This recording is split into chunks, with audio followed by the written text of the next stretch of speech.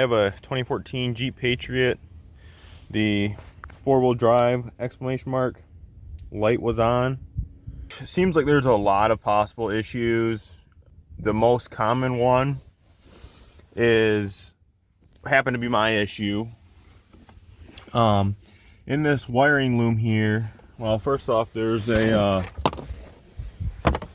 like kick panel here, and you gotta take that out. There is up in here, there's a little plunger. You can pull that out by hand, and then you have to peel this up, and then you can pull this part out. There's other videos online about that. This little peg up here is where this plunger clips onto. Once you get that off, there is this red wire with a white stripe. My issue was there was a bunch of corrosion here. The insulation on this split, and there's a bunch of corrosion in here. So what I'm going to do is I'm just going to cut this out.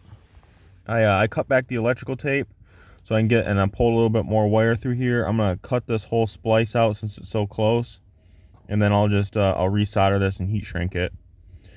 But I did see a lot of other videos before I did this. One guy was saying his four-wheel drive switch was bad after he spent hours digging through stuff. I've seen other guys pull out this fuse box, and the wires underneath that, again, it's that red wire with a white stripe. That wire underneath the fuse box was bad. He had some split in there. In my case, it was just remove this kick panel, and from what I've read on the internet, that's the most common, and you should be able to see it right away. I think that's the first thing you should check if your four-wheel drive light is on, is check this connection here and around this connection if there's any corrosion or any split in the insulation.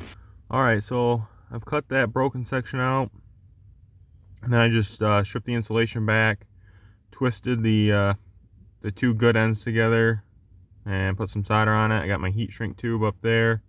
I'm just gonna pull that down and heat shrink it.